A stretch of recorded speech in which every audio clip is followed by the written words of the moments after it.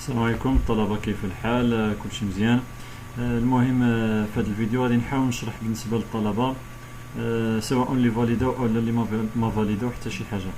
اول حاجة شنو غادي نحتاجو جوج ديال الارقام: الرقم الوطني للطالب اللي كيكون في لاكارت ديتيديون فيه سي ان او زائد نيميرو ابوجي. بالنسبة للنيميرو ابوجي اللي عندهم لاكارت ديتيديون جديدة راه كيكون تحت الصورة. بالنسبة للطلبة اللي عندهم لاكارت القديمة نيميرو ابوجي كيكون في لا ليست ديكزامان. غادي نوريكم فين هو النيميرو دابوجي بالنسبة للطلبة اللي عندهم لاكارت ديتيديون قديمة. أول حاجة غادي ندخلو للسيت. بالنسبة اللي ما كيعرفش السيت غادي يدير جوجل وغادي يكتب ليست ديكزامان اف بي ان كما كتشوفوا اونتري. هو كيعطيني سيرفيس ايتيديون اف بي ان fpn.ma /list étudiant. غادي يدخل هنا.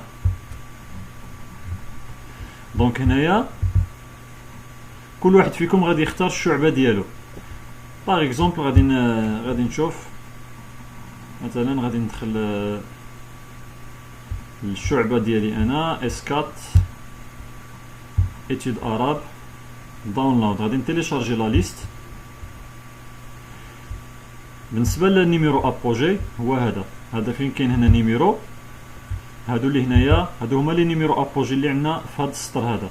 يعني كل واحد غادي يدخل يقلب على الاسم ديالو وغادي يلقى النيميرو ابوجي ديالو هو هذا، ويكتبوا في شي ورقه يحطوا حداه. بالنسبه للرقم الوطني للطالب راه كيكون في لاكارت ديتيديون. اذا بالنسبه مثلا بحال انا غادي نمشي غادي نجي هنايا عندي مثلا غادي نشوفوا هاد السميه هادي رقم نيميرو دابوجي ديالو هو هذا. دونك غادي نجيب واحد الورقه وستيلو غادي نكتب هاد الارقام هادو 16 23 945. اذا هذه هي المرحله الاولى. هذه بالنسبه للطلبه اللي ما كيعرفوش نيميرو ابوجي ديالهم بلا ما تمشي للسكولاريتي. الان غادي نشوفوا الطريقه كيفاش غادي نتسجلوا. اذا الاخوه غادي نشوفوا واحد الطالب تطوع وكنحييه. عند هذا الطالب عنده دراسات اسلاميه. اذا غادي نجي هنايا غادي نمشي للسيمستر 2 ندير ايتود اسلاميك ثم ندير داونلود. اذا هذا الطالب ما عنده حتى شي موديول فاليدي. غادي نمشي للايتود الاسلاميك باش ناخذو نيميرو ابوجي ديالو. اذا اسم الطالب المهم اذا هو زموري سعيد. اذا هذا هو نيميرو ابوجي 16 23. اذا غادي ناخذ واحد الورقه ونسجلو 16 23 866. اذا من بعد ما خديت نيميرو ابوجي عندي لاكارت ديتيديون قديمه فيها الرقم الوطني للطالب اللي حداه مكتوبه سي ان او. الان غادي نمشي لسكولاريتي، الموقع ديال التسجيل scolarité.ump.ma وندير اونطري. انا هنايا كنت ديجا سجلت مجموعه ديال الطلبه، عندي ارقام ديالهم مسجله هنايا. اذا غادي نكتب نيميرو ابوجي. اذا بالنسبه هنايا فين كاين عندي لوجين، هذاك نيميرو ابوجي اللي خدينا من لا ليست ديكزامان هو اللي غادي نكتبو هنايا. اذا كنا خدينا 16 23 866. بالنسبه للرقم المود باس هو الرقم الوطني للطالب. اذا غادي نكتب الرقم الوطني ديال هذا الطالب هذا.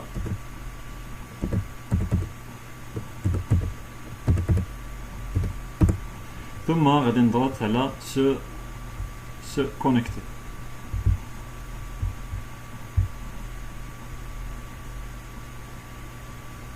اذا في انتظار الدخول. اذا لاحظوا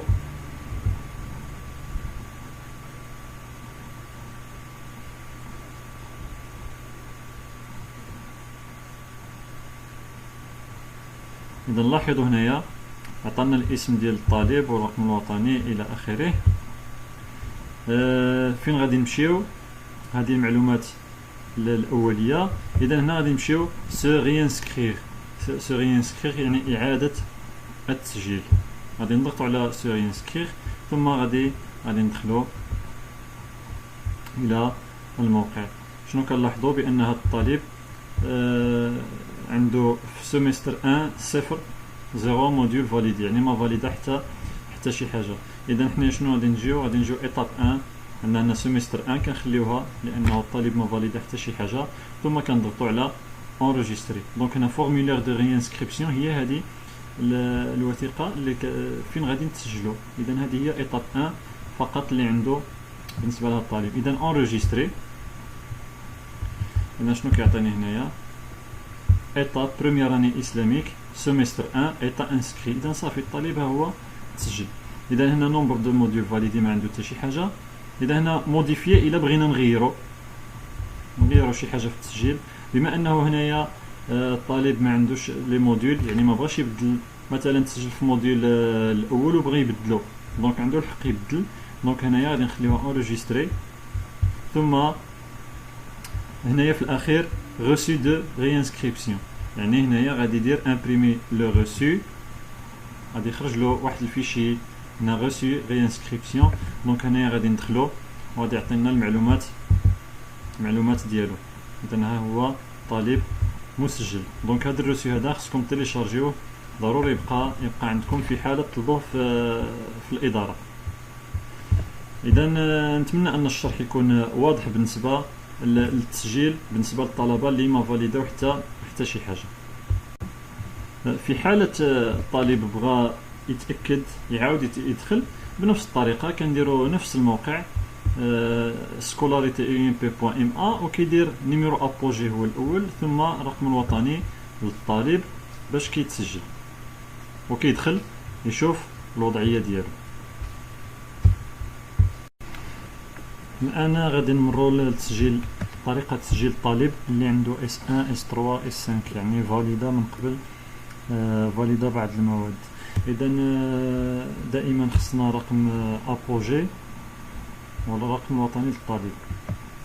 غادي نديرو سكولاريتي الموقع ديال التسجيل، غادي نكتبو نيميرو ابوجي. بالنسبه لنيميرو ابوجي راني شرحت كيفاش غادي نلقاوه في لوائح الامتحانات. اذا 903. بالنسبه للمود باس او الرقم السري هو الرقم الوطني للطالب. إذا غادي نكتبو الرقم ثم غادي نضغطو على اونطري.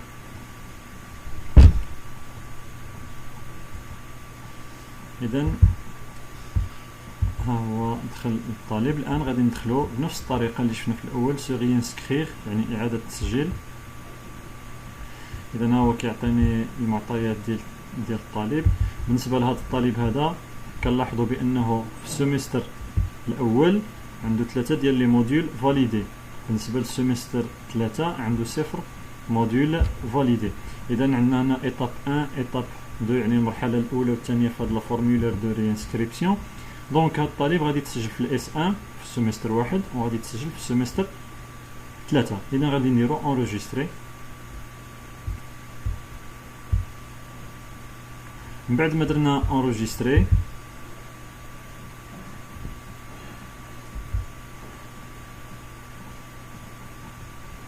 هنا شنو غادي يعطينا هاد بعد التسجيل؟ غادي يعطيلو 4 ديال لي موديول في الاس 1، يعني هادو كان ما فاليداهمش لان في الدوره في السيمستر 1 عندنا 7 ديال لي موديول. اذا هو فاليدا 3 بقاولو 4. بالنسبه للدوزيام اني السنه الثانيه غادي يكون عنده 2 ديال لي موديول. اذا كما كتشوفوا هنايا عندنا طالب تسجل في 4 ديال لي موديول، وهنايا في السيت كيعطيه اوتوماتيك كيختار 2 ديال لي موديول. اذا غادي نديرو امبريمي لو ريسو، غادي يعطينا لو ريسو هنايا تيليشارجي، ثم غادي ندخلو اذا هنايا كيعطينا بان هذا الطالب راه تسجل، وتاريخ التسجيل ريانسكريبسيون فات لو 8 سبتمبر، يعني تاريخ 8 سبتمبر. بالنسبه للانواع او المواد اللي غادي تسجل فيها، بالنسبه للسداسي الاول راهم باينين المواد اللي بقاو، لي موديول اللي باقيين، ولكن بالنسبه للسداسي 3 كنظن غادي يتحددوا من بعد، يعني من بعد الانتهاء من التسجيلات ديال الطلبه، غادي يمكن نعمروا شي حاجه في سكولاريتي، او شي حاجه، شي ورقه اللي فيها المواد اللي غادي يختار الطالب في السداسي الثالث. اذا بالنسبه لهذا لو روسي هذا، خص اي طالب يتيليشارجيه ويخليه عنده حتى يفتحوا المجال من بعد الانتهاء من الطلبه الجدد، غادي يفتحوا المجال للطلبه القدماء باش يحددوا المواد من بعد التسجيل. يعني اللي غادي يختار 2 المواد غادي يحدد شنو هما هاد المواد، اللي غادي يختار 3، اللي غادي يختار 4 الى اخره. بالنسبه للطلبه اللي كيكونوا فاليداو السيمستر كامل، هذوك ما كيكونش عندهم مشكل، لانهم كيفاليديو سيمستر ثم كيختاروا السيمستر الاخر كامل اوتوماتيكمون. اذا هذه هي الطريقه ديال التسجيل، ما فيهاش شي حاجه في انتظار التسجيل، يعني بهذا الروسي هذا في شؤون الطلبه. اذا نتمنى ان هذا الشرح هذا